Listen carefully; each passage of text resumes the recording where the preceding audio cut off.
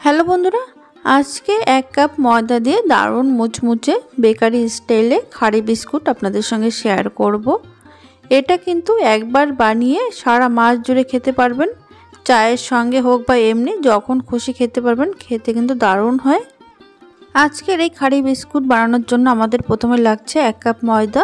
ময়দার মধ্যে দিয়ে দিলাম স্বাদ মতো নুন। এবারে দিয়ে দিচ্ছি 1 চামচ জোয়ান, এতে করে ফ্লেভারটা কিন্তু দারুণ হয়। এবার শুকনো উপকরণগুলো ভালো করে ময়দার সঙ্গে মিশিয়ে নেওয়ার পর ময়াম দেওয়ার জন্য এর মধ্যে দিয়ে দিচ্ছি 3 টেবিল চামচ সাদা তেল। আমি এখানে সাদা তেল দিচ্ছি, আপনারা চাইলে ঘিও মিশিয়ে দিতে পারেন। তেল দিয়ে ময়দার সঙ্গে কিন্তু খুব সুন্দরভাবে এইভাবে হাত দিয়ে ঘষে ঘষে মেখে নিতে হবে। মাখতে মাখতে ময়দার টেক্সচারটা ঠিক এরকমভাবে মুট করলে কিন্তু এরকম দলা পাকিয়ে যাচ্ছে। এবার দেখুন এর মধ্যে অল্প অল্প নর্মাল জল দিয়ে একটা ডো তৈরি করে নেব।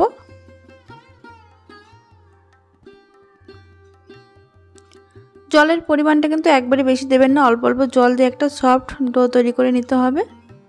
আর এটা কিন্তু খুব ভালো করে এইভাবে ঠেসে ঠেসে মাখতে হবে।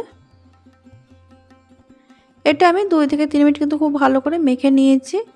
এবারে দেখুন একটা সুন্দর ডো তৈরি হয়ে গেছে। এবার এটাকে উপর থেকে দিয়ে দিচ্ছি সামান্য সাদা তেল। তেল দিয়ে ভালো করে মেখে এটা রেস্টে রেখে দেবো 20 মিনিট।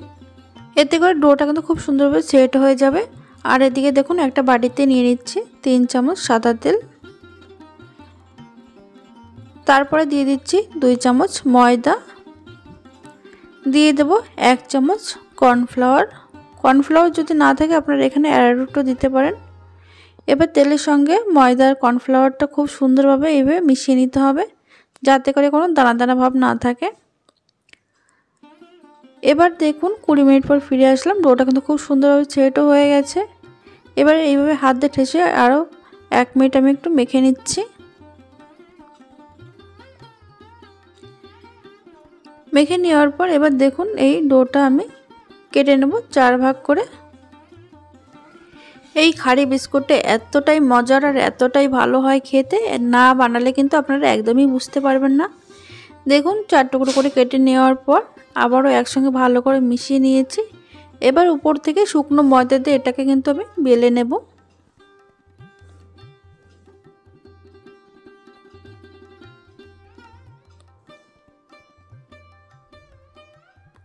একটু মোটা করে বেলে নেওয়ার পর আবারও কিন্তু কেটে নিচ্ছি।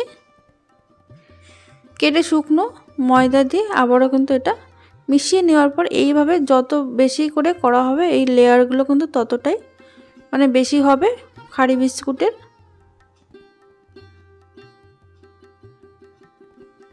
দেখুন আমি যেভাবে করছি আপনারাও কিন্তু একইভাবে করবেন, আপনাদেরটাও কিন্তু একই রকম সুন্দর হবে।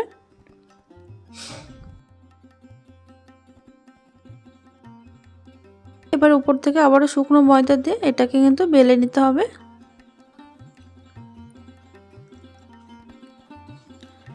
দেখুন এটা বেলে নেওয়ার পর একটু মোটা করে তারপরে আমি এইভাবে 4 ভাগ করে কেটে নিচ্ছি। দেখুন অনেকগুলো লেয়ার কিন্তু পুরো বোঝা যাচ্ছে। এবার এটাকে খুব সুন্দর করে গোল করে নিতে হবে। এইভাবে 4টে লেচি কিন্তু খুব সুন্দরভাবে গোল করে নিয়ে নিচ্ছি আমি।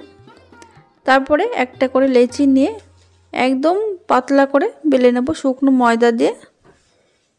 এটা যত পাতলা করে বেলা যাবে ততটাই কিন্তু এটা ভালো হবে। দেখুন একদম পাতলা করে বেলে নিয়েছি।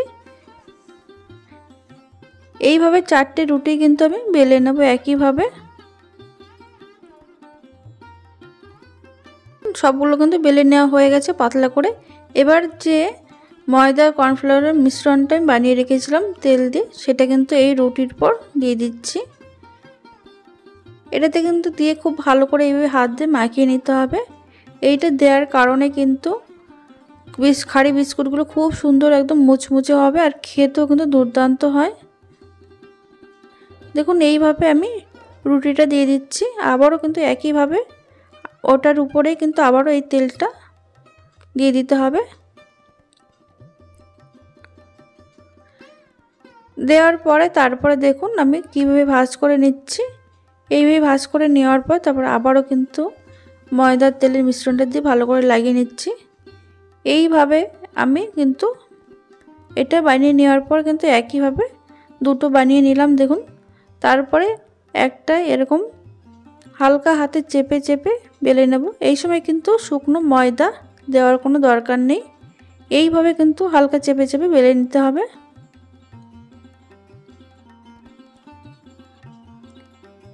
আপনারা দেখতেই পাচ্ছেন কতটা মোটা রেখেছি আমি।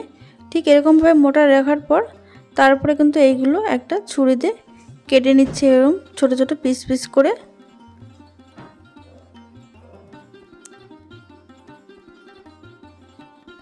লম্বালম্বি কাটার পর আড়াআড়ি করে এভাবে চৌকো শেপ দিয়ে নিচ্ছি। দেখুন এটা কিন্তু ঠিক এইভাবেই তৈরি করে নিতে হবে এই বিস্কুটগুলো। এইভাবে আমি প্রত্যেকটা বানিয়ে নিয়েছি।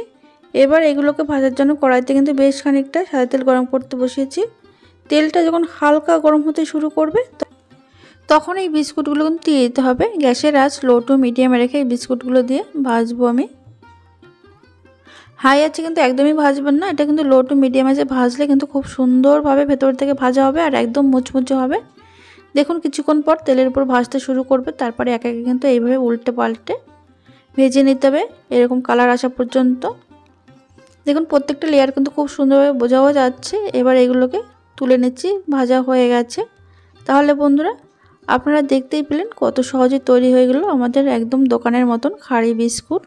ভিডিওটি ভালো লাগলে লাইক কমেন্ট শেয়ার করতে ভুলবেন না আর অবশ্যই সাবস্ক্রাইব করে পাশে থাকবেন।